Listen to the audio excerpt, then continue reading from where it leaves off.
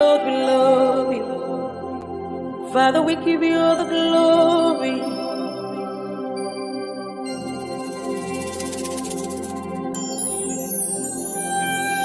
You are my rock, my strength, and my trust. In you I live and move and have my being. You are my shelter, my peace, and my shield. You are my everything.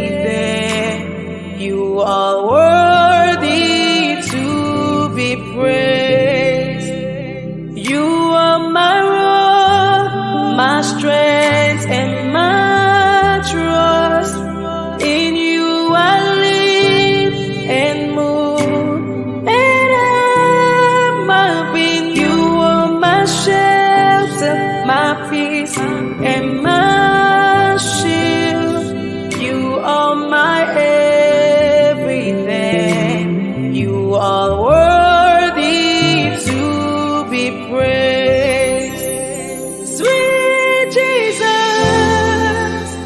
beautiful King, no Father like you, no friend like you. Your love for me is everlasting. No one like you, no one like you. Sweet Jesus, beautiful King, there is no Father like you, no friend. All right, so good afternoon or good evening, everyone. How are you doing today? This is the day the Lord has made. We will rejoice and be glad in it. I'm so glad that we're live today. This is the Saturday edition of the season Apologist live. I know most of you are aware of the fact that we do this on the Sunday, but then we usually have some special edition on a Saturday as well.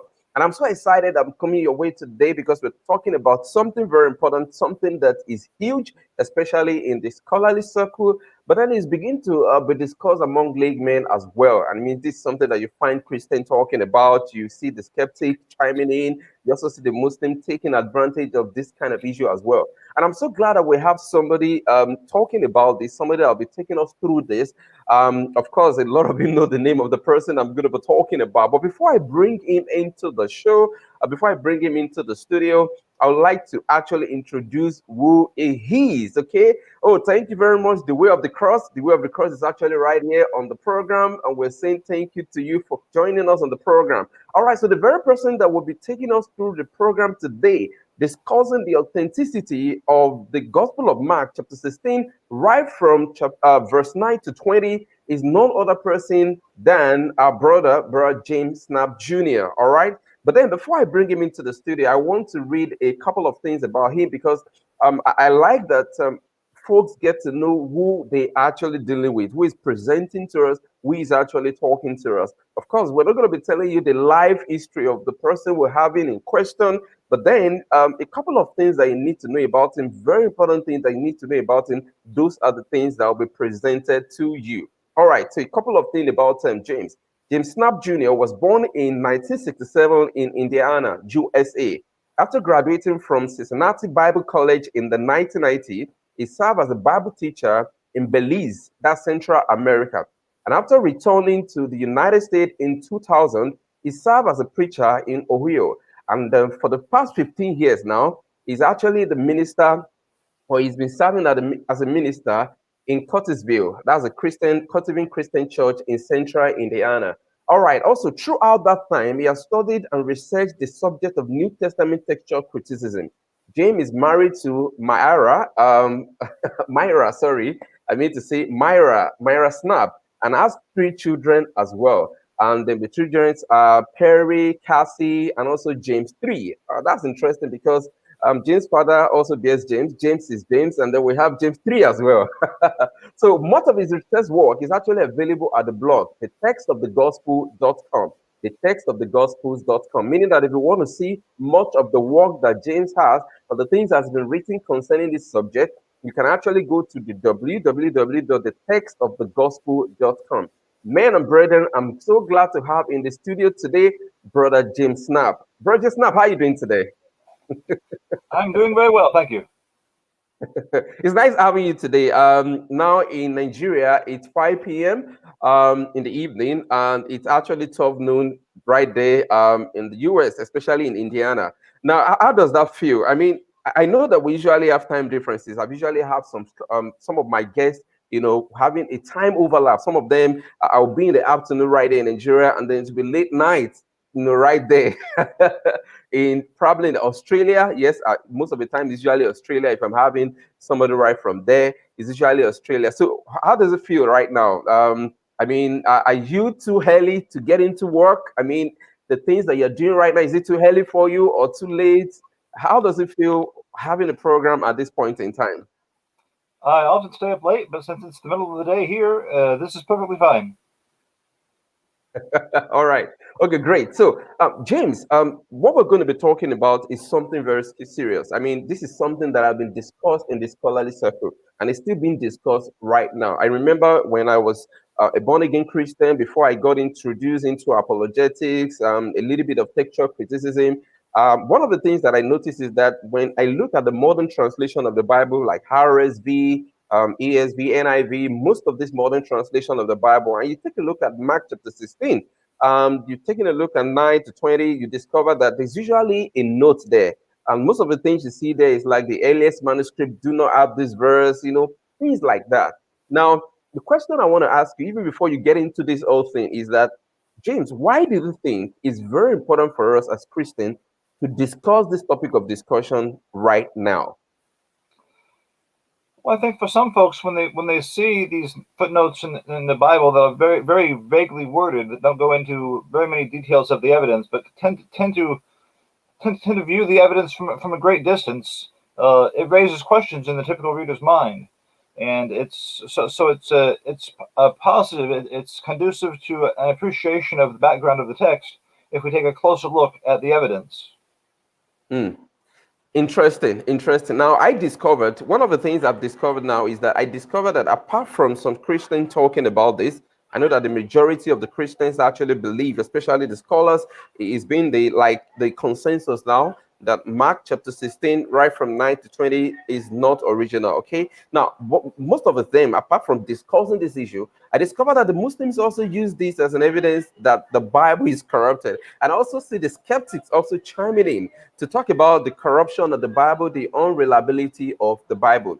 Now, the question I'm going to be posting to you again before you get started is that, again, why do you think the Christians need to know about this? Why do you think that a layman, not even the scholar right now, why do you think that a layman, a Christian, should know about this? And why do you think it's important for them to be able to respond to charges like this as well? Because of various factors that have come up, especially the past 20 years, to try to suggest to the general public that the Bible is corrupted, that there were originally many more books in the Bible that have been lost or have been silenced. Uh, uh, when you take a closer look, you realize that this is either something that people have gotten from a novel called The Da Vinci Code, or it's something that somebody has simply assumed to be the case by looking at various online materials. But oftentimes, even in Christians' own sermons and commentaries, there is a whole lot of misinformation about these 12 verses. And sorting out and correcting that misinformation is a major task, simply because Christians should value the truth. We shouldn't be on a foundation of falsehoods and misinformation, but have an accurate view to bring the evidence in close and take a real look at it and not just trust what somebody else has said. You mentioned the consensus of scholars, and the consensus of scholars is something that occasionally needs to be challenged, because sometimes it becomes simply a matter of groupthink. Everybody says the same thing because not because they've done their own research on it, because they know what they're supposed to say about it. And one of the most dangerous forms of scholarly decline. But I hope that the material that we see today will be an opportunity to correct a lot of that misinformation that's been floating around for a long time. Interesting. All right, so James, without much ado, I think it's the right time for us to get into the program right now. So I think you can actually, you have about 40, 45 minutes to give your presentation. And folks, this is going to be an interesting time because I believe that most of the things you're going to be hearing today will be challenging to some of the things that you've actually learned before. So please, I want you to open up your mind, listen to what James has to say about this. And if you have questions, you're going to be given the privilege, the opportunity to ask questions once James actually is done with his presentation. So James, I think you can actually start with your presentation right about now. Thank you.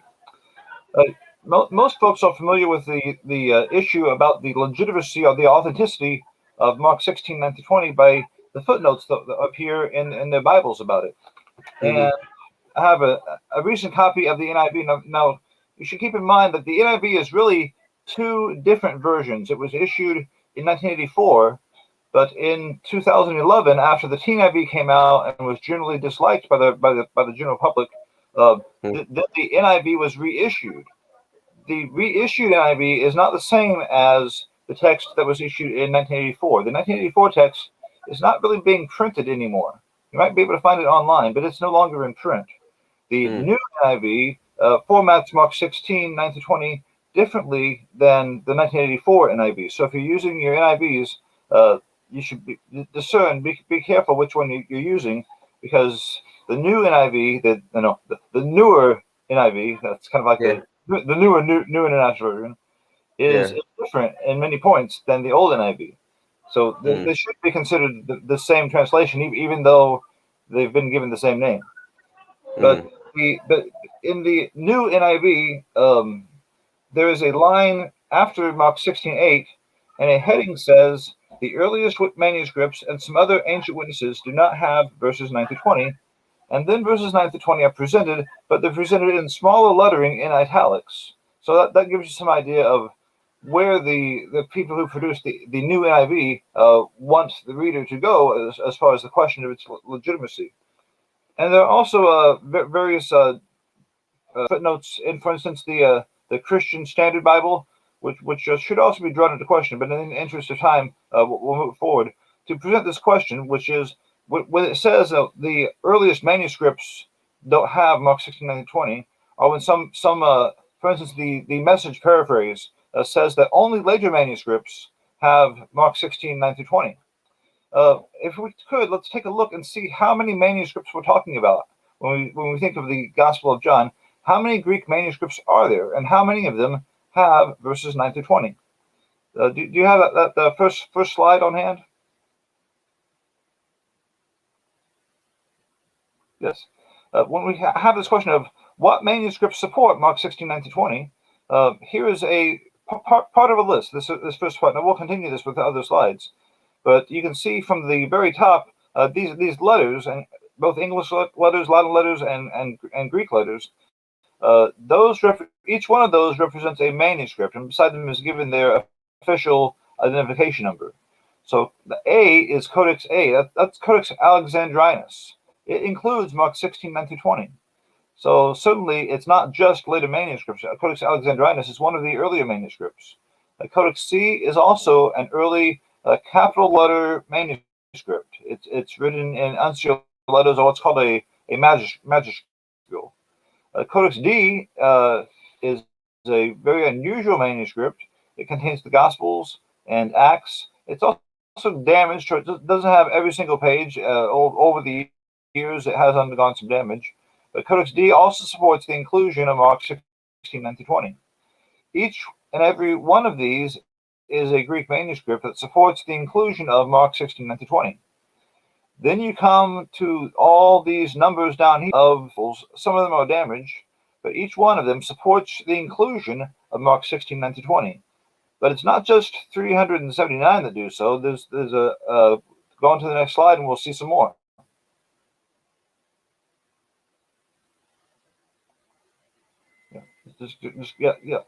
Here we have a list of some more Greek manuscripts of Mark that include Mark 16:9-20.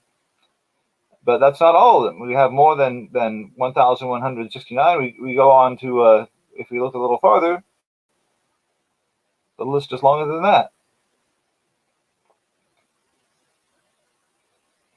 That list the numbers of Greek manuscripts that bring us to a total. By the time we get through all of them, we have about 1,643 Greek manuscripts. This is not including the Latin manuscripts or the Syriac manuscripts. But if we just look at the Greek manuscripts, that was the list of how many include Mark 16:9-20. Wow. Unfortunately, the scholars who made the base text for the English Standard Version and the CSB, the what's called the Nestle-Aland text, they stated that they basically tend to disregard and regard as irrelevant all these Byzantine manuscripts, and they focus on a different transmission line, the Alexandrian text. But when you look at the actual evidence, this and catalog since the time when this list was made, so you can easily raise that number up a little higher. But now let's look at when you see how many manuscripts in Greek support Mark 16:9-20. Let's look at the next slide, and you can see how many manuscripts don't support Mark 16:9-20. How many stop the text at verse 8? We can see that slide. Okay, so that's the next slide. What are the Bible footnotes? You've talked about that already? Well, let's pause and cover this first. The Message Bible paraphrase or hyper paraphrase, I would not recommend using the Message at all because it's too loose. There are things that it leaves out. There are things that it adds in. Manuscripts. Now, as we just saw, it's in Codex A, it's in Codex D, it's in Codex C, it's in Codex W. So that footnote is simply untrue. I think it was just made somewhat casually, but it is an inaccuracy that has been circulated for years and years, ever since the Message initially came out. Also, the Jerusalem Bible, a version that was from 1968, it had a note that said many manuscripts omit verses 9-20. Well, I don't think they're talking about Greek manuscripts because we just saw so many Greek manuscripts. In the English Standard Version, a popular version today, it says simply some manuscripts in the book with 16:8 and others include verses 9-20 immediately after verse 8. And it goes on to give more details from there. And it also mentions what's called the shorter ending. It says a few manuscripts insert additional material, and hopefully we'll take a closer look at that. One manuscript adds after verse 8 the following: but they reported briefly to Peter and those with him all that they had been told. And after this, Jesus himself sent out by means of them from east to west the sacred and imperishable proclamation of eternal salvation. It says other manuscripts include the same wording after verse 8, then continue with verses 9-20. Now, in 2013, that footnote in the NIV was, in the ESV was changed because saying a few manuscripts insert additional material after verse 14 is not really accurate.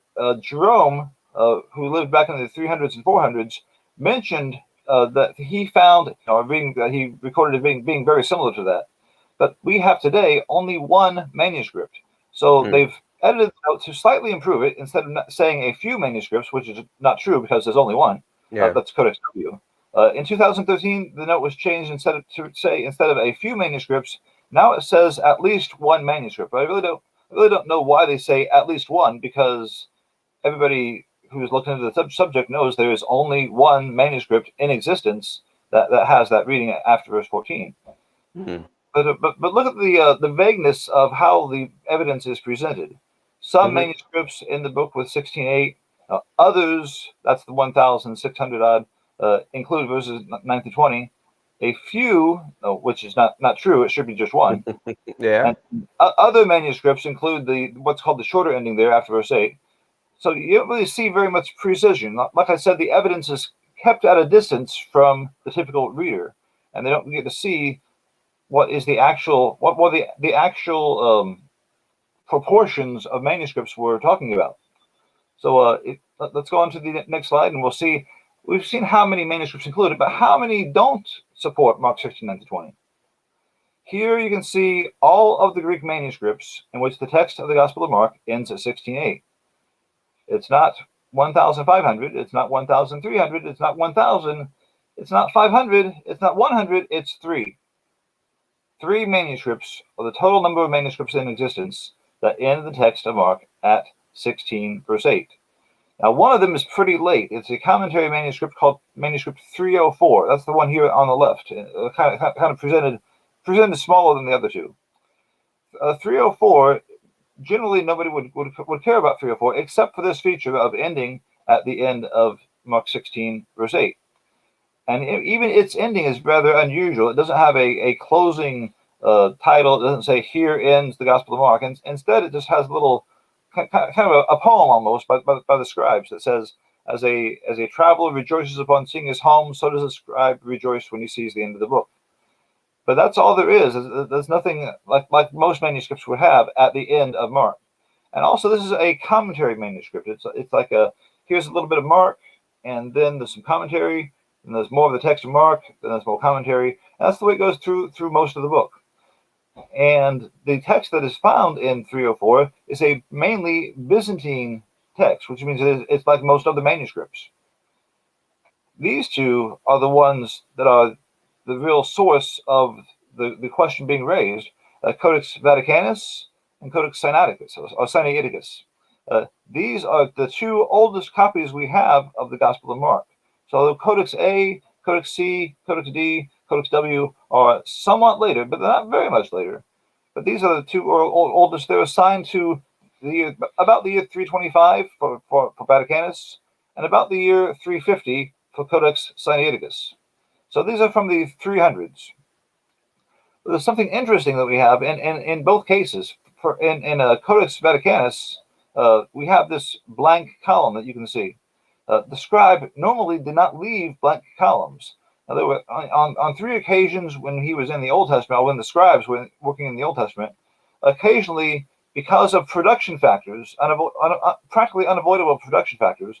For instance, before Psalms, the format was 3 columns per page, but in the poetic books, beginning like in Psalms, the format shifted to 2 columns per page.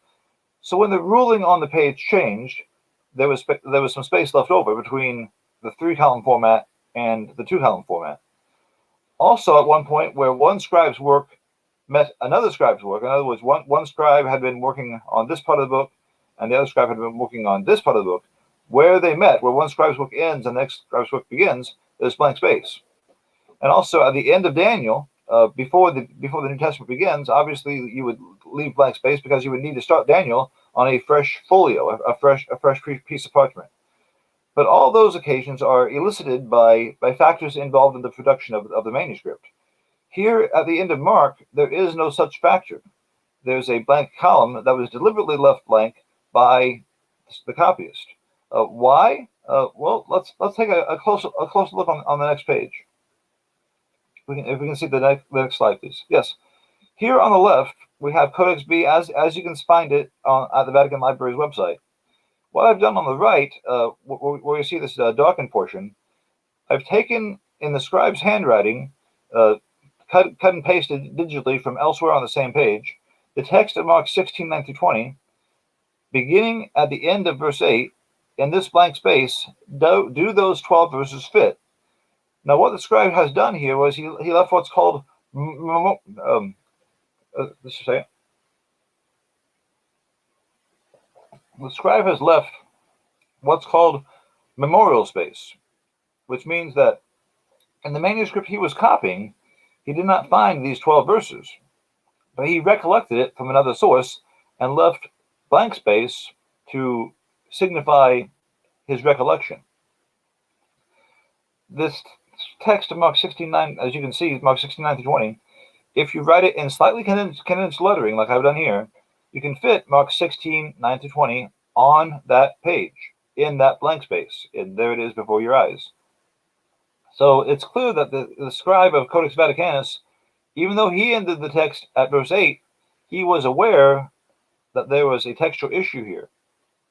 He made it possible for whoever was going to eventually possess this manuscript to include those 12 verses.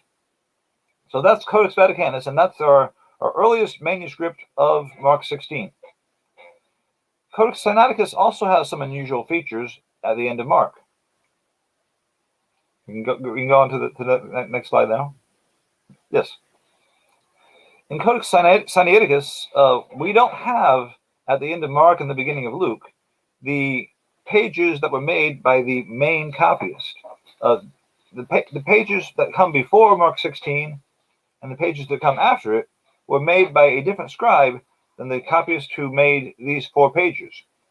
The person that made these 4 pages was the proofreader, or the diorthotes, to use the technical term, of the scriptorium where this manuscript was made.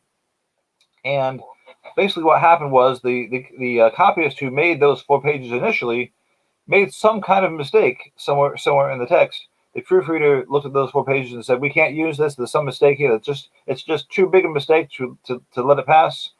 I'm going to have to redo these 4 pages." And so the main copyist pages were set aside, and the diorthotes, that's whose work we see in these pages of Codex Sinaiticus. But something unusual happened in the text of Luke, and a little bit true at the beginning of in Mark 16. Well, the end of Mark 15 and Mark 16. But when we look at how many letters the diorthotes wrote per column, we can see some interesting factors. Now, he knew that because the main scribe had left out part of Luke, his challenge, the challenge of the corrector, the one making these pages, his challenge was to include whatever the main scribe had left out, but to do so in the same amount of space. So if you look in the lower right-hand corner of the page, you can see for each column a certain number of letters were written in each column. And it's much higher than the copyist's normal rate. We see when he's first starting out in Mark, it's 635, 650, 639, about that. But in Luke, it's more than 700, almost 700, 725, 679. So he's definitely compressing his letters so he can fit more material into these columns in Luke. And the first 2 columns of Luke, likewise, the lettering is drastically compressed. But in Mark, so because the hard part was going to be fitting everything into those 6 columns of Luke and making it come out so it would interlock smoothly with the next column on the main scribe's page. After he's done that, I believe, I don't have videotape, but it makes sense to think that's what he's concentrating on at first. Then he goes back to finish beginning in Mark, and he can write normally at the normal rate. But for some reason, in the 4th column, he switches back to very compressed lettering. He's jumped from 635, 650, 639. He jumps to 707. Now, if he would have kept on writing at that compressed rate, he could easily fit all the text from there on, including Mark 16 to 20, in the remaining columns. But what he does is he writes that column, and then after he turns the page, he realizes he's unconsciously switched back to writing in compressed lettering, and realizes I better stop doing that and go back to writing my normal way, even stretching out the letters a little bit. So we see on the next 4 columns, he's writing a little bit under the normal rate. Then, at the end of the 8th column, the diorthotes, makes a mistake. He accidentally skips most of Mark 16:1 just by making what's called a parableptic error. So on the 11th, 1, 2, 3, 4, 5, 6, 7, 8. In the 9th column, he stretches out his lettering because he realizes if he keeps on going after making that mistake, he won't have enough letters to fit into the 10th column. So even though he could easily finish out this column and conclude at Mark 16:8, he doesn't. He doesn't want to conclude in the 9th column. He wants to conclude in the 10th column. So he does not leave a blank space of a full column. So by stretching out his letters in the 9th column, he collects 37 more letters to put in the 10th column. But because this copyist, elsewhere, he doesn't mind leaving blank spaces at the end of books, unlike the scribe of Vaticanus. So he does not mind leaving blank space, for instance, at the end of John. But here he very much wants to avoid leaving a blank column. which tends to imply, again, we don't have videotape, but the implication is that he was aware of a textual issue here and wanted to resolve it. He didn't want to leave it up to the reader to think, oh, there's a blank column here, like in Vaticanus. And so he collected 37 letters by stretching out his lettering. So in column 9, he would have some text to put there. And then at the end of Mark 16:8, he made a very emphatic ornamental line that goes clear across the column. So in both cases, in the case of Vaticanus and in the case of Sinaiticus, it appears that both scribes, or both schools that were making these manuscripts, were aware of a textual issue here. So in the case of both of these manuscripts, even though they end at 16:8, by the way they are formatted, it implies that they are not just a witness in one way. The evidence of the formatting goes in the other direction as well, to imply the awareness of the copyist that they know Mark 16:9-20 exists. So that's those two earliest copies of Mark 16. They both have quirks involving how the text is formatted and arranged. One in Sinaiticus, we see there's a replacement page, which should be noted. I don't know why it's not noted in the textual apparatus. It should be. But also in Vaticanus, we have an entire blank column of memorial space. So in some copies, there are some notes, and we can take a close look at those notes, because oftentimes notes are brought up because they're brought up in Bruce Metzger's textual commentary. But Metzger does not describe the notes very accurately or very fully. And because so many people depend on Bruce Metzger's textual commentary, they don't know any more than Metzger told them. And so those notes get sometimes misrepresented, sometimes very, very badly. So we can go ahead to the next slide. Yes. Here are those manuscripts that have notes. And these notes really aren't that many manuscripts. We're talking about 25 manuscripts, two clusters of about 25 manuscripts total. And when you look at the notes, you can see just by looking at them, these are a note that has been perpetuated. It's not something that has just sprung up spontaneously over here and over there, like it just pops up at random. This note is worded the same way, and the notes are very similar. In manuscripts 1, and this is the note as it appears in a certain cluster of manuscripts called Family 1.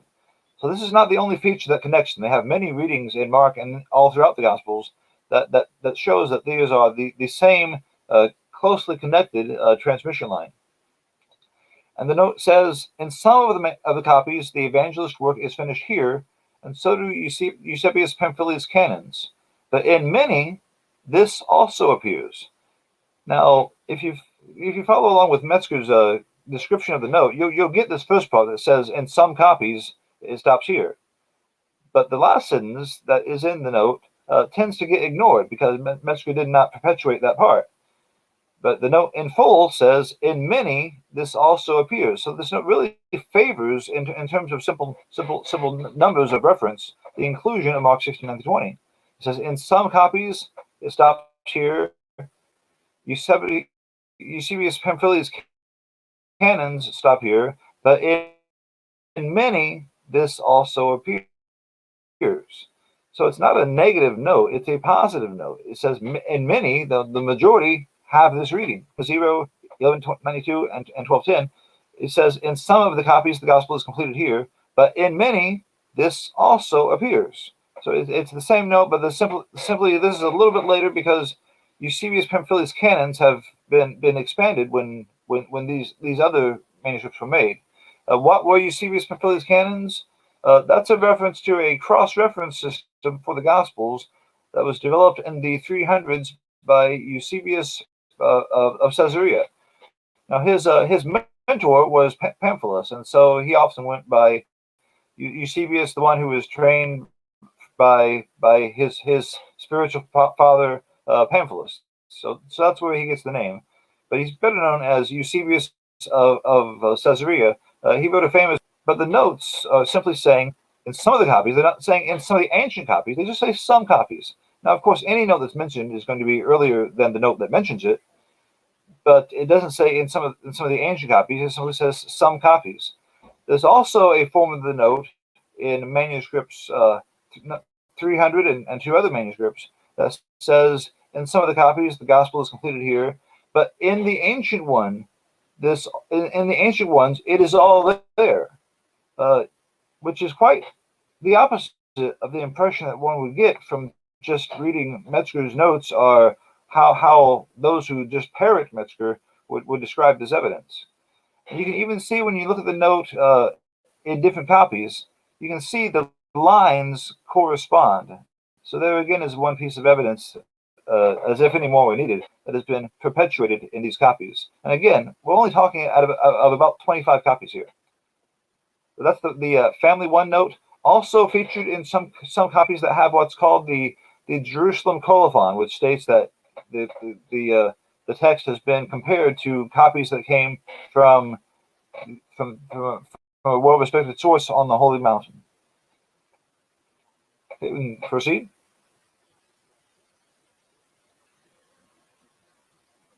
Go ahead with the next slide, please. Now, we saw the shorter ending before that appeared in that footnote, but we don't see the list of the number of manuscripts it has. We just see references in footnotes to some manuscripts have this. Well, the number of Greek manuscripts that do have the shorter, when they were in pristine form, also had Mark 16, 9-20. So the number of Greek manuscripts of Mark with the shorter ending is 6. Why they don't simply say that it's 6? I mean, 6 can be said just as easily and printed just as easily as the word some. So I would consider that an intentional way of keeping the evidence at a distance from the reader, so they do not really discern how many manuscripts are being talked about. The number of Greek manuscripts of Mark with a shorter ending is 6, and all of them, when they were pristine, continued on with verses 9-20. Here we have a Codex Regius, an important Greek manuscript of the New Testament. Greek manuscript of the four Gospels, Codex L. And when it's compared with a Greek Sahidic lectionary 1602, you can see that it's formatted very similarly.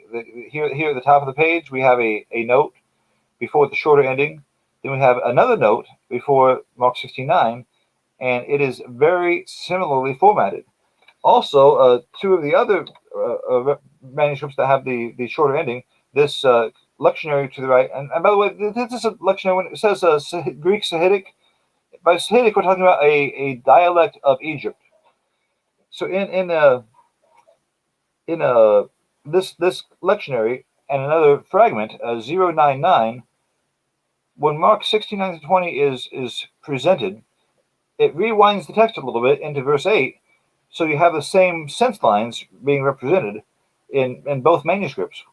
That is a historical link between the locale of Egypt and the origin of all these copies with a short ending, these 6 copies. Now, 2 of them are pretty late, manuscript of 274 and 579. We're talking the time of Bernard of Clairvaux. But when in the early copies that have the shorter ending, we see this connection. It's not like it pops up over here in England and then in Ireland and then in Italy and in Syria. These copies with the shorter ending, it's basically what's called a localized reading. In the early copies that have this are from Egypt. It is a unique or semi-unique. Well, I would say unique for the early days, and then gradually it trickles down into versions influenced by the Egyptian text. But at first, it was just in Egypt. It is a localized reading. Now, I mentioned the Philologion before. Here we see one manuscript that has the Philologion, the one manuscript that has it. And it's Mark 16:9 begins over here on this page. The text of 16:10, 11, 12, 13, 14. Then after verse 14, there is the Philologion. But as you can see, after the Philologion, the text continues with verses 15, 16, 17, 18, and 20. It is not a different ending. It is what's called an interpolation into the text of Mark 16:9-20. So those that describe this reading as a different ending are really misrepresenting the case, because obviously it is not an ending. Nothing ends there. Verses 15 through 20 keep right on going. So there is the shorter ending, or what could be very well called the early Egyptian reading. And basically, this is something that was made in Egypt. In Egypt, that's the transmission line where Mark 16, 9 to 20 was initially not included. Eventually, somebody could not stand to have such a non-ending text, and so they made the shorter ending to round off the narrative. And then when Mark 16, 9 to 20 showed up, they combined both readings. But that's all there is to the shorter ending. It is a localized reading that was initially there in Egypt. And we could look at one Latin manuscript, Codex Babiensis, that also has it. And we could look at lots of Ethiopic manuscripts that have it. But all the Ethiopic manuscripts include verses 9 to 20 as well. So only one manuscript out of all the manuscripts in all versions, only Codex Babiensis includes the shorter ending as the ending of Mark. And even in Babiensis, there's an interpolation between verses 3 and 4 of chapter 16. So we can go on to the next slide. Sometimes it's said that Origen, a famous teacher of the church in the 200s, Origen, it's claimed by Metzger, and numerous commentators simply repeat his claim, that Origen and Clement of Alexandria show no knowledge of Mark 16, 9 to 20. Well, Origen, in a work called Philokalia, which was produced subsequent to Origen's, after Origen's death, his fans edited his work and released what was called Philokalia. In part 12 of that book, there's a reading that definitely looks like, very, very closely resembles a reference to Mark 16, 15 through 20. Now, is it a complete lock? No, the complete locks are when a patristic writer actually specifically quotes from his manuscript, and you can see from the context that he's reading. He's not just recalling from memory. From a memory.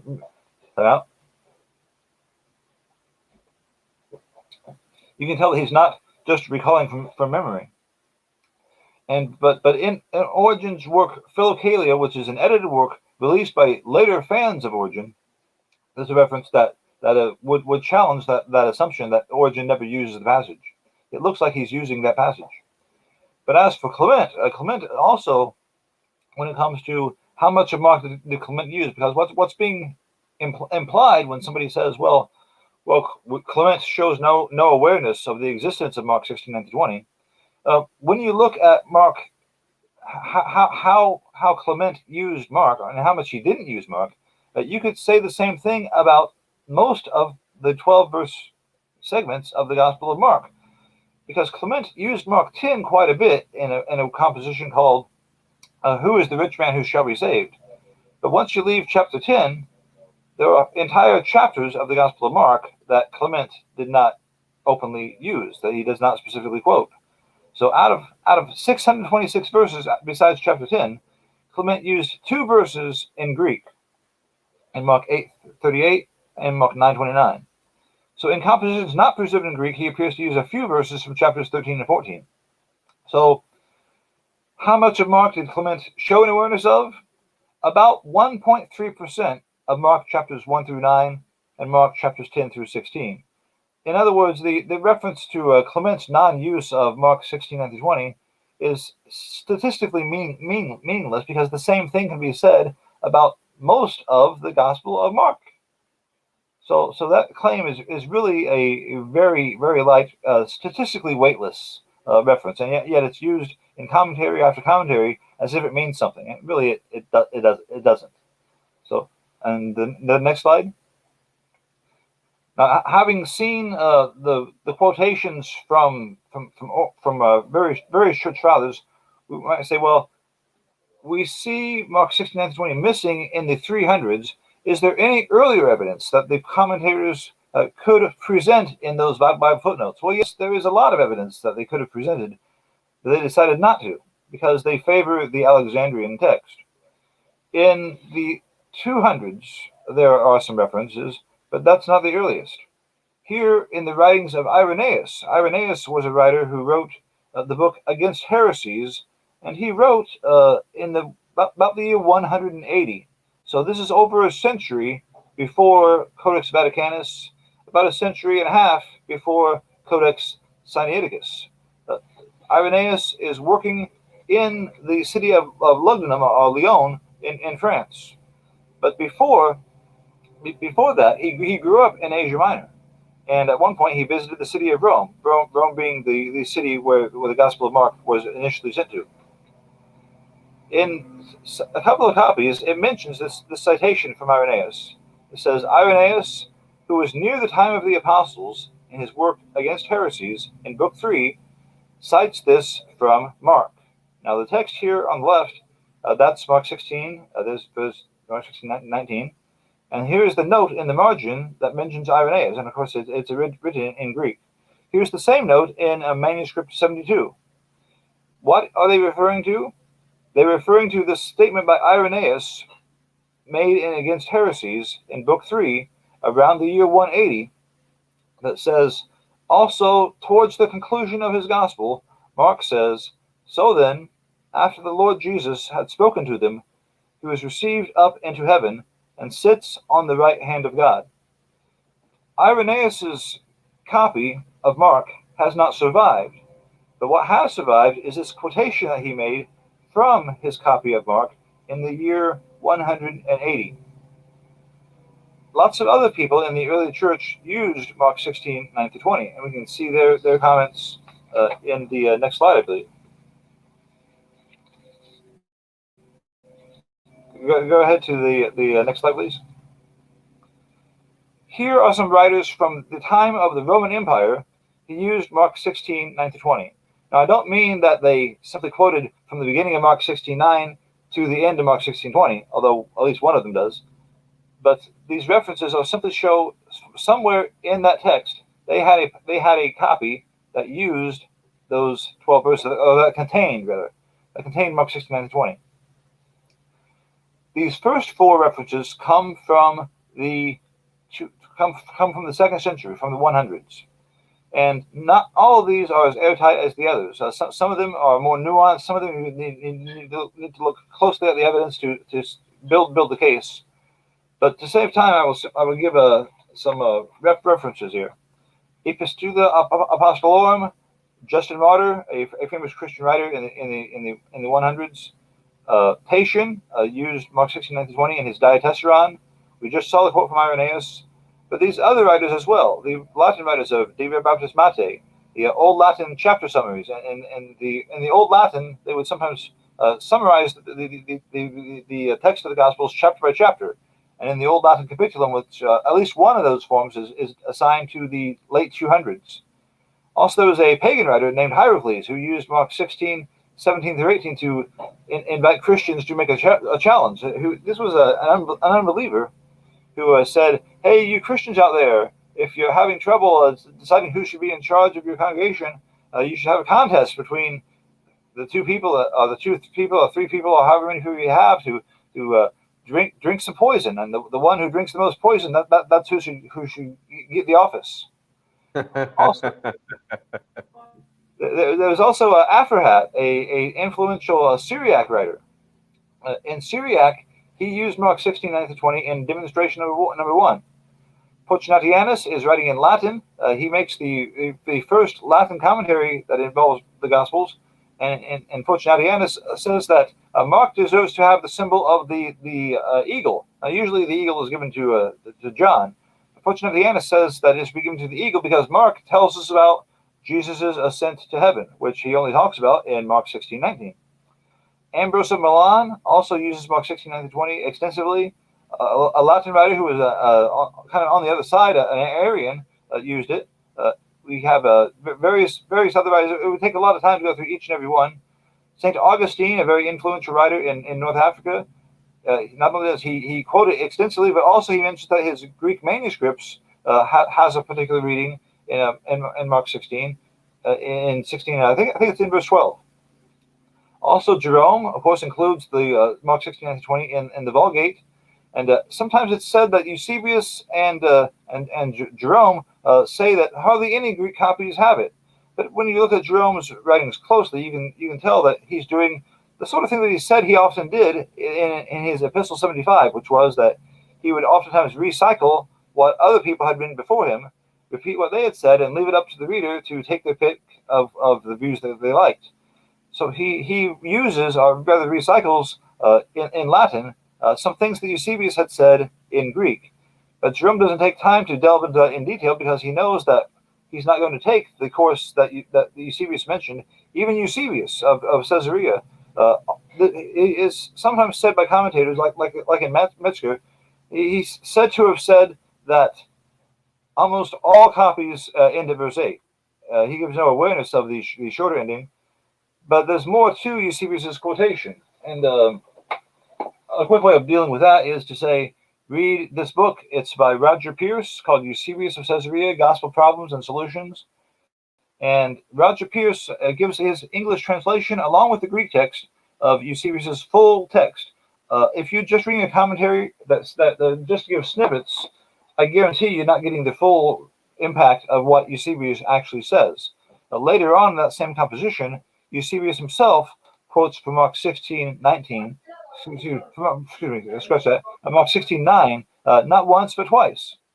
And also he says to Marinus, although there's two ways to handle this problem, one way would be to simply reject the passage in Mark on the grounds that it's not in hardly any manuscripts. But there's another option, which is to simply punctuate it, to accurately punctuate it, to give it a pause, so that when this passage is being read, like the lector would read in a church, you simply pause after "and rising," and then like a comma, then Jesus appeared first to Mary Magdalene on the first day of the week. In other words, the timing is describing not when Jesus rose, but when Jesus appeared to Mary Magdalene. Solve that problem, and the apparent contradiction is resolved, no problem. And Eusebius does not tell Marinus, you'd better reject that because it's hardly any manuscripts, but rather he recognizes that Marinus is using a text that includes Mark 16:9-20 and tells him how to retain it, how to pronounce it in church, so people are not confused. That's not the way to reject a passage. Now, could Eusebius have changed his mind later on? It's possible, but you need to realize that his statement, that when he says that hardly any copies include this passage, he frames it in the text as this is something that somebody could say. What his actual recommendation to Marinus is, include it and pronounce it a certain way. And Jerome, because he's simply recycling what Eusebius said in Greek, says the same thing in Latin, but he says it to his correspondent, Hedibia, and about 100 years later. So those are just some of the patristic writers, and like I said, there's more than 40. Even though the manuscripts have not had the good fortune to survive, quotations in their works from those 12 verses are extant in their works. And those works do not come from just one locale like the shorter ending. Those books come from all over. St. Patrick in Ireland is using an old Latin text, and he's quoting Mark 16:16. Peter Chrysologus is in Italy. Marcus Eremita is in Israel. Aphra is in Syria. Tatian, who knows where he is, but he's probably connected at least a little bit to Rome. Justin Martyr also. So the geographic range is very much in favor of Mark 16:9-20. It's kind of like if you have a tree and you see, well, what kind of tree is this? And somebody's grafted the tree. Well, one way you could look is to consider the number of fruit that you see, and we see Mark 16:9-20 in those terms is overwhelmingly attested, 1,650 verses 3. But also you could consider the number of branches of the tree, the branches of the tree that spread out from where the gospel was originally written. Those spread out, and we can see geographically in the number of locales and transmission lines. By that standard of evidence, it also favors Mark 16:9-20. The Gospel of Mark ends at verse 8 in Egypt, but all over the rest of the Roman world, we see Mark 16:9-20. Even in Armenia, there are about 100. Really, the number 100 is obsolete because they're still counting. They're still cataloging the Armenian manuscripts to this day. But there was lots of Armenian manuscripts. Now, the Armenian version was initially produced in the 400s, but almost as soon as it was made, it was revised. And when you look at those Armenian manuscripts, most of them from nothing before the time of Charlemagne. But when you look at the writings of Esnik of Golb, who was an important Armenian scholar in the 400s, in one of his books, he uses Mark 16, 17 through 18. So even in Armenia and even in Georgia, there is evidence of the awareness of Mark 16, 9 through 20. So that is a review of the evidence. Some of it greatly summarized. We could look into the Syriac evidence. There's one Syriac manuscript, the Sinaitic Syriac, in which Mark ends at verse 16:8. But there's also the Curetonian Syriac, in which we have Mark 16, 17, and so forth. Also, when the Peshitta was made, probably in the late 300s, the Peshitta has Mark 16, 9 through 20, and it's widely distributed. Also, in the Harklian Syriac, the text of Mark 16, 9 through 20 is in the text. Because manuscripts were used that were from Egypt, it also includes the short ending representing the source of the manuscripts that were from which it was compiled. But in its main text, we have Mark 16, 9 through 20. So the more you look for evidence for Mark 16, 9 through 20, the more you'll find. Unfortunately, those footnotes that simply say some and others keep the manuscript evidence and keep the patristic evidence at a distance. But when you look at it up close, it is very clearly attested all over the early church and accepted from earliest times as being part of the Gospel of Mark. And with that, does anyone have any questions? Awesome. That was an awesome presentation, James. And like some people are saying right here in the comment section, okay, so I have a couple of comment right here. Let me start from Mwalumi Chaka. That's actually a from Mwalumi Chaka. Mwalimu Chaka. Here's what it says. It says, awesome. Thanks for the lesson. This is eye-opening. And of course, it's eye-opening because what a lot of Christians know about this is that when they read the modern translation of the Bible, what they get to see there is that, okay, so you have, the ancient manuscripts, okay? Ancient manuscripts does not support this. Ancient manuscript does not support that. But then when you started showing us the manuscript that does not have it, it was actually shocking. Then taking a look at the manuscript that indeed has it, that's also very interesting. Then taking a look at what some of the church fathers have to say about this is actually interesting. Okay, so we have also a comment right here. That is from Ibrahim Almasi Saki. He's actually a Christian, a formerly Muslim, but now Christian. He's saying, praise the Lord. That means he's appreciating the program. Also, a brother, Folabi Sunday, is saying amen. And that we have also Anika Damaris is saying interesting topic. Bro James, this is indeed an interesting topic, and it's a topic that a lot of Christians are actually getting used to now, especially when we hear, the scholars saying, well, there is no evidence for this, there's no evidence for that. I saw on your Facebook page when you were making a response to Strauss, when Strauss was actually talking about this particular topic, saying that Mark actually does not have the evidence that supports it, especially from the ancient manuscripts. And of course, we have a lot of our scholars, textual critic scholars that actually say this very same thing. So when I began to see you saying otherwise, I said I'm going to take a look at this particular interesting thing. In fact, folks, you need to see this.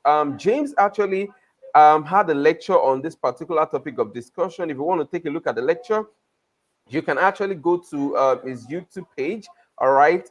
First off, he has a website talking about this. The name of the website again is www.thetextofthegospels.com. Thetextofthegospels.com. You're going to have plethora of materials concerning this particular issue. Of course, James talks about some other textual critical issue, but then this is one of the issues that James dealt with a lot. All right, so you want to take a look at some of the videos is done on this on the YouTube page. All right, as you can see the YouTube link right there. Also, James has written a book on this particular topic as well. So that's to show you the much interest that James has invested in this particular topic of discussion. In fact, it so happened that when you're talking about this particular topic of discussion, James happened to be one of those guys that comes up, if not the one that comes up most often.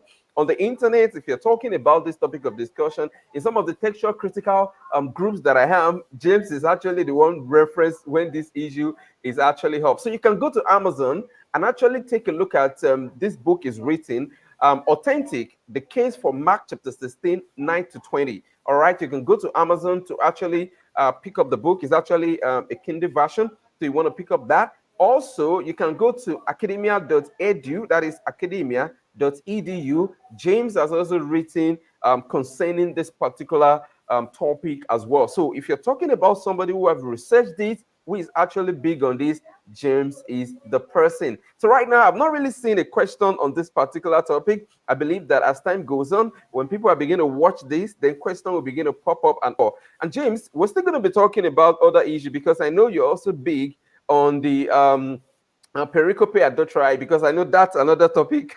That's another topic and text that you also write on as well. So we're going to be talking about that some other time. But then the one of Mark is the one that I think is the most important at the moment, is the one that I wanted to talk about now, and you've dealt with it a whole lot. In fact, James, we're still going to bring it back on this because I'm going to be bringing up some certain questions that I've had from some other scholars, and you're going to be dealing with them right on this show. But that will be for another time. But right now, I've not seen a question. What I'm seeing right there is also a comment from a brother. It says, I am late. Yes, you're indeed late, but Brapopola, you can actually watch the replay of this particular session. All right, so, but James, here's the question that I will be asking you. Folks, if you have any question now, this is the time to post it because I'm not going to be keeping James any longer than now. All right, so, but this is a question I want to ask you, James. What do you think we can do as Christians to correct this misconception that has been going around now, knowing fully well that this is something that is not just coming from the liberals alone, but it's coming from the evangelicals also? I mean, evangelicals are also one of the group of people that actually talk about the gospel of, especially the last part of the gospel of Mark, not being authentic. What do you think we can do as Christians to actually correct this?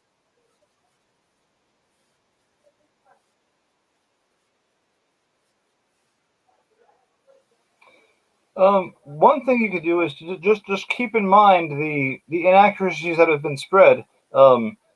In some circles of academia, once an idea catches on, it becomes a consensus, and then people say, well, I don't need to think about this because in a previous generation the subject was settled, and so the same claim will get perpetuated. For instance, back in the 1800s, there was a claim that said that some Ethiopic copies written in the Ethiopic Ge'ez, some Ethiopic copies end the text of Mark at 16:8, and that claim was perpetuated for years among Western scholars. In 1980, Bruce Metzger began to test that claim and found out that people had simply been misreading some abbreviations by an earlier scholar. In real life, he looked into the subject and found out that all Ethiopic copies of the Gospel of Mark do include verses 9 through 20. Very many of them also have the short ending before verse 9, but they all include verses 9 through 20. And so Metzger in 1980 released a essay showing why that claim was incorrect, and showing that all the Ethiopic copies also had verses 9 to 20. But in Metzger's own book, the text of the New Testament, to this day, if you look in its contents, even though it's been revised by Bart Ehrman, you can find on one page, you'll see the acknowledgement that all Ethiopic copies have Mark 16 to 20, but you can also find another page of the same book in which they claim that some copies don't have Mark 16 to 20 still being perpetuated, and that's in the same book. So you can just imagine how difficult it is to turn the battleship of scholarship that is convinced that this is a done deal, when actually, well, in that one particular case, it was simply an incorrect claim. But instead of double checking the data, the scholar simply went on, and you can find the claim still being perpetuated to this day, even though people have had 40 years to correct the claim. But for instance, the late Norman Geisler on his web pages, he still says that some Ethiopic copies of Mark end at verse 8. So that just gives you some idea of the impact of groupthink. But I would encourage people to say, do we have a scholar who just looks like he's a parrot? Is he just saying things that he himself read out of Bruce Metzger's textual commentary? Does it look like we're reading the work of somebody that's done their own work and double-check the references? Dan Wallace makes numerous references, and he's one of the more famous commentators. But Dan Wallace says things that Metzger said that he never verified. He makes references to specific manuscripts that it's clear that he never double-checked them, or if he did double-check them, he didn't understand what he was looking at because they don't say what he says they say. They don't have the feature that he claims they have. So just because Dan Wallace says something, for people that don't check the references, they need to be double-checked. James White is another one that is particularly makes some egregious errors when it comes to text critical data. So I would say double-check your data. And make sure you have the evidence in focus, that it's not being kept away from you, being held at a distance with the some say this and some say that. Or the word some say this and some say that. But the first some means over 1,000. The second some means 3.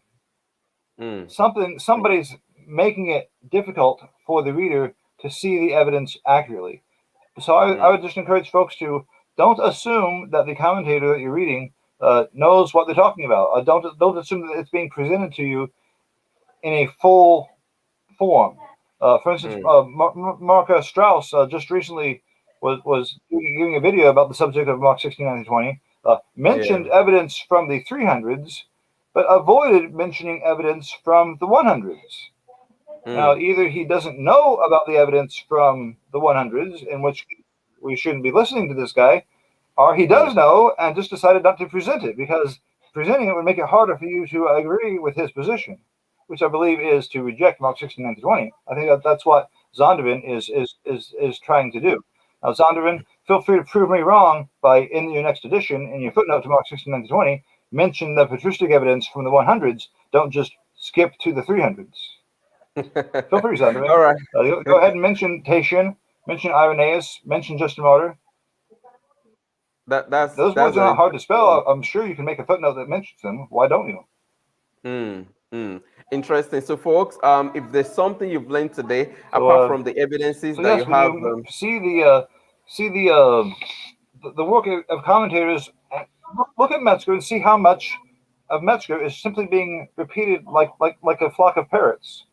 Metzger made a famous claim where he said the internal evidence points to Mark not being the author. Now, really, what makes a text canonical, what makes a text authoritative, what makes a text original is not who wrote it. It's, was it in the text of the autograph? Was it in the text of this composition when its production stage ended and its transmission stage began, when copies began to be made for church use? But there's a famous claim that he made about how many words Mark uses that he doesn't use anywhere else. How many non-Markan words are there in Mark 16:19-20? The thing is, when you see just that claim, people say, well, he uses so many words this one time. It must be from somewhere else. But when you look elsewhere in the Gospel of Mark, there's 21 once used words in chapter 7, 17 through 28. That's interesting. That's actually an interesting one. So, folks, if there's something that I've learned today, aside all of the things that have been discussed, I think we're cutting out. Grady, can you say that again? Okay. Can you hear me now? Can you hear what I'm saying now? Okay, I think there's a time lapse. So, James, can you hear what I'm saying now? Oh my, I think that should be the audio split up there for about a minute. Oh my God, I'm sorry about that. Okay, so James, can you hear me now? Can you hear me now? That's an audio issue from my side. Okay, so can you hear me now, James? But right now I can. For about the past minute, I wasn't able to hear you.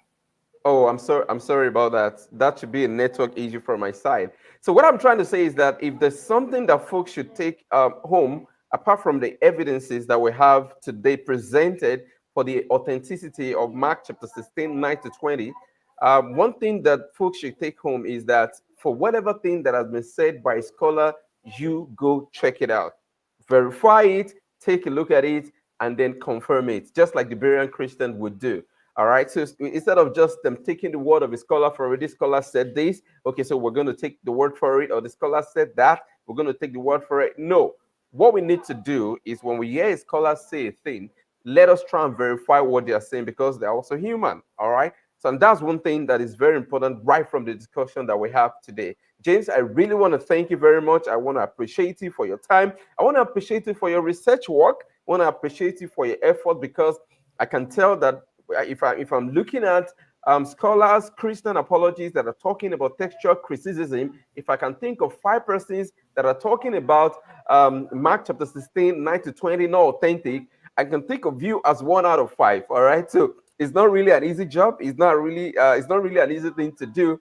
But then it's something that is actually encouraging. And that's the reason why I'm actually appreciating your work. I'm appreciating your research. I know you put a lot of time into this, setting up a website for this, writing articles. I mean, this is something that consumes a lot of time, energy, and also resources as well. So I really want to thank you, want to appreciate you for the work that you're doing.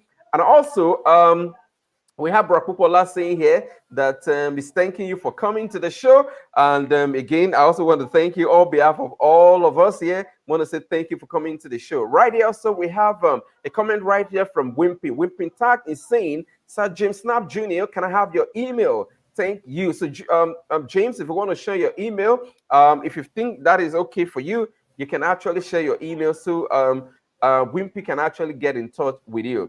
And also, there is actually a question right here also coming from Brother Temida. He's saying, can Brother James help us some other time to talk about the authenticity of John? That's First John chapter 5 verse 7, probably when he's coming for another program. All right, so we wanted to talk about First John chapter 5 verse 7 to see if it's actually authentic or not. Okay, so we will actually book you in for that also another time. All right, so James, do you want to share your email for folks if they want to get in contact with you, they want to send you an email? Is that something you want to do?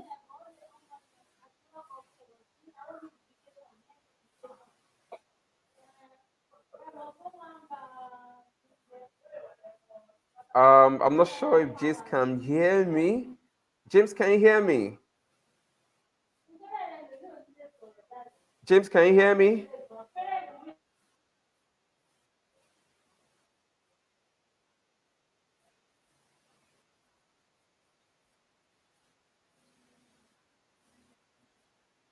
Quetta, you have my email, so feel free to share it. It's james.snapp@gmail.com.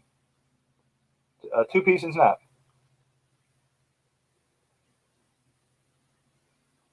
You can We might be actually having some audio difficulties. Yeah, definitely. Guys, you can hear me right now. So, guys, if you want to I can't hear you. Oh, how My about email now? is james.snap@gmail.com. All right, folks, can you pick up that? I'm going to post that on the screen so you can get to see that as well. So, but James, can you hear me right now? I think I'm having audio issue right here. James, can you hear me?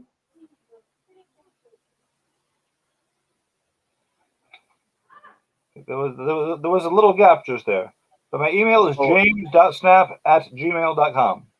okay, all right. So james.snap@gmail.com. All right. So there you go, guys. That is actually his email right there on the screen. Okay, so that's his email on the screen. If you want to actually reach out to James, that is his email. And you can send him a question if you will. That's james.snap@gmail.com. That's the email that you're seeing right there on the screen right now. So you can send an email to James, want to ask him question, want to request for some information, for further inquiry, you can actually do that. I'm sorry, James. It seems my network is a bit fluctuating today. It's going back and forth, and that's the reason why there seems to be a little gap right there when I'm actually talking. I'm really very sorry about that. But then I hope that when next we're going to be having you on the show, everything is going to work out well. The internet is going to work out well, and all the other things that we need to put in place will also work out well. So James, I really want to thank you for coming to the show. God bless you. God bless your ministry. God bless your family. And we're saying thank you very much. God bless you right from here. And we say bye for now, James. Thank you very much. God bless you.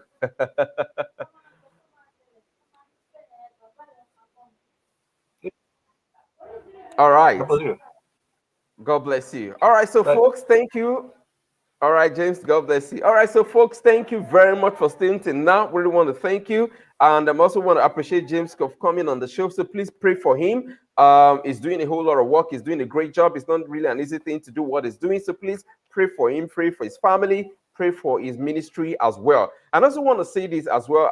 Lord willing, tomorrow on the Season Apologist Live, we're going to be having our friend and brother Samuel Green coming on the show. Is going to be talking about the topic, what does the Bible say about the Quran? Sorry, what the Quran say about the Bible, part 2. What the Quran say about the Bible, part 2. That's happening by 9 p.m. Australian Eastern Standard Time. And that will be 12 noon Nigerian time. You don't want to miss that. Make sure you actually tune in for that. Also, remember the Season Apologist Conference will be coming up on the May 8th. That is next week, Saturday. I can't wait for this.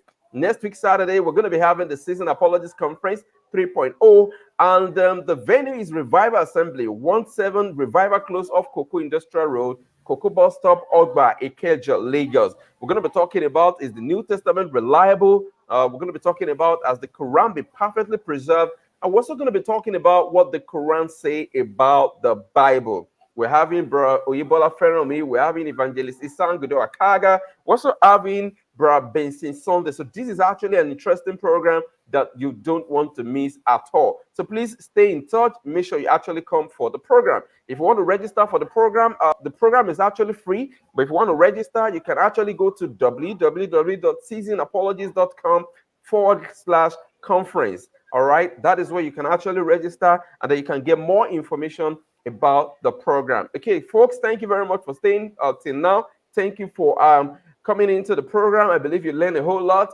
and we're still going to be having James back some other time to discuss more interesting issue. But till then, I want you to stay safe. My name is Koridiola Wayne. God bless you. Till we see you tomorrow. Thank you very much, and God bless you.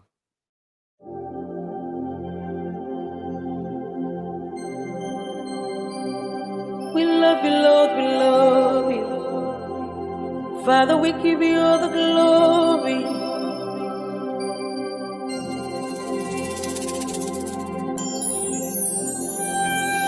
You are my rock, my strength, and my trust. In you I live and move and have my being. You are my shelter, my peace, and my shield. You are my everything. You are worthy.